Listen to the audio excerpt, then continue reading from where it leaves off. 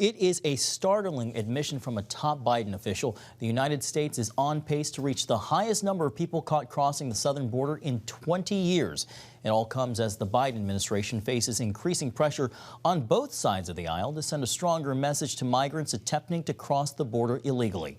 CBN Capitol Hill correspondent Abigail Robertson joins us now. Abigail, can you help set the stage? Can you set the numbers or describe the current situation by the numbers?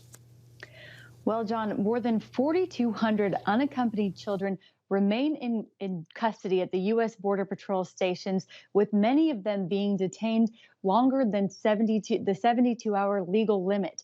And as this humanitarian crisis is growing, the Biden administration is blaming their predecessor. Give us the time to rebuild a system that was entirely dismantled in the prior administration. According to DHS Secretary Mayorkas, border agents are turning away single adults and families, but not unaccompanied children. We are building the capacity to address the needs of those children when they arrive, but we are also, and critically, sending an important message that now is not the time to come to the border. They are often kept longer than legally allowed in tent-like structures where some reportedly sleep on the floor. While the Biden administration won't let journalists inside to report on the situation, one lawyer getting a first-hand look described conditions to ABC News. That is where they would spend their entire day. They did tell us that every few days they were allowed to go into a courtyard for about 20 minutes. Attempting to get a handle on the crisis, DHS deployed FEMA to the southern border over the weekend.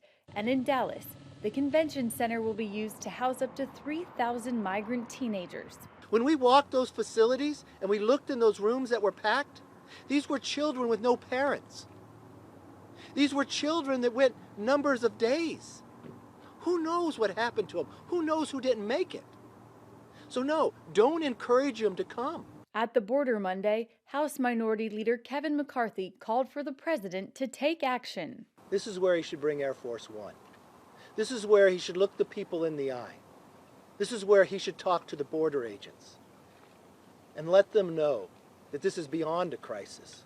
White House Press Secretary Jen Psaki says the administration is working to get the kids out of shelters and into sponsored homes. We're trying to work through what was a dismantled and unprepared system because of the role of the last administration. It's going to take some time, but we are very clear-eyed about what the problems are and very focused on putting forward solutions. Now, the House is set to vote on two small pieces of Biden's larger immigration reform plans.